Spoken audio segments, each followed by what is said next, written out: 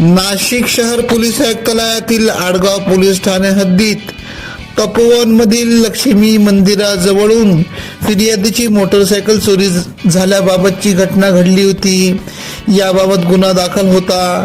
याबाबतचा तपास आडगाव पोलीस ठाण्यातील गुन्हे शोध पथकातील धुरंधर पोलीस अंमलदारांनी लावत अवघ्या 24 तासाच्या आत मोटरसायकल चोरटा जेरबंद केला. त्याच्या ताब्यातून 2,70,000 रुपये किमतीचे 7 मोटरसायकली हस्तगत करण्यात आले असून मोटरसायकल चोरटा हा नेपाळ देशात असून तो सध्या के वाघ कॉलेजच्या मागे राहत आहे.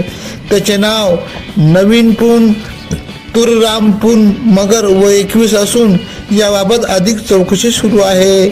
सदरची कामगिरी आडगाव पोलीस स्टेशनचे वरिष्ठ पोलीस निरीक्षक उमेश पाटील यांच्या मार्गदर्शनाखाली गुन्हे शोध पथकाचे पोलीस उपनिरीक्षक श्री पंचमुख, पोलीस हवालदार दादासाहेब वाघ, पोलीस हवालदार इम्रान शेख, श्री परदेशी, श्री निलेश काटकर, पोलीस हवालदार आव्हाड, सुमित शिंदे, शक्ती पेंढारकर, अक्षय गोसावी, रवींद्र लिलके, पोलीस हवालदार दीपक भुजबळ, महिला पोलीस हवालदार श्रीमती बच्छाव आदींनी केली.